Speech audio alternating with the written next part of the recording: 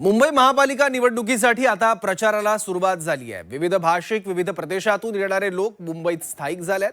यात कामगारांची संख्या मोठी आहे, त्यामुळे सगळ्या पक्षांचे कामगारांसाठीही राजकीय मेळावे होतात, ज्यात राजकीय भाषणं, विविध आश्वासनांचा पाऊस बघायला मिळतो। पण मुंबईतल्या भाजपच्या कामगार मेळाव्यात मात्र एक वेगळं चित्र बघायला मिळालं। ते बघून तुमच्या भुवया सुद्धा उंचावल्याशिवाय राहणार नाही। पाहूयात। एरवी समस्यांच्या ओझ्याखाली दबलेला सर्वसामान्य माणूस हा निवडणूक आली की मतदार राजा होतो। त्याला खुश करण्यासाठी नाना तऱ्हेचे उपाय, नाना तऱ्हेचे प्रयत्न आणि कधी कधी प्रलोभनही दाखवली जातात। एकंदरीत मतं आपल्याला मिळावीत यासाठी कोणता नेता काय करेल याचा अजिबात नेम नसतो। आता ही दृश्य बघा, एक व्यक्ती दुसऱ्या व्यक्तीचा बूट पॉलिश करते। आता तुम्ही म्हणाल यात काय विशेष?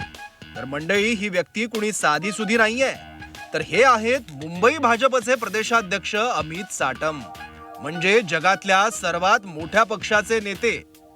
ते चक्क एका कामगाराचा बूट पॉलिश करतायत। सध्या मुंबई महापालिका निवडणुकीचा धुरळा उडालाय।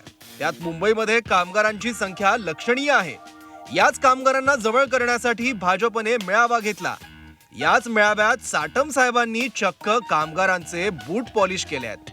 आहा, काय तो मनाचा मोठेपणा! अर्थात कामगारांना चांगल्या सुविधा, कामाच्या ठिकाणी सुरक्षितता, वेतनवाढ, शिक्षण, चांगलं राहणीमान यासाठी करता येण्यासारखं बरंच काही आहे। आणि हे सत्ताधाऱ्यांशिवाय दुसरं कोण करणार? पण त्यापेक्षा बूट पॉलिश करणं नक्की सोपं आहे या दुमत नाही। आता या कामगाराचा बूट किती चमकेल हे माहिती नाही, पण अमित साटम यांच्या चमकोगिरीची मात्र चर्चा रंगली आहे। निवडणुका आल्या की मतदारांना नेत्यांकडून लोणी लावणं नवीन नाहीये, पण यंदा बुटांना पॉलिश लावतानाचा एक नवा अध्याय त्यात जोडला गेलाय, एवढंच। ब्युरो रिपोर्ट, झी 24 तास, मुंबई।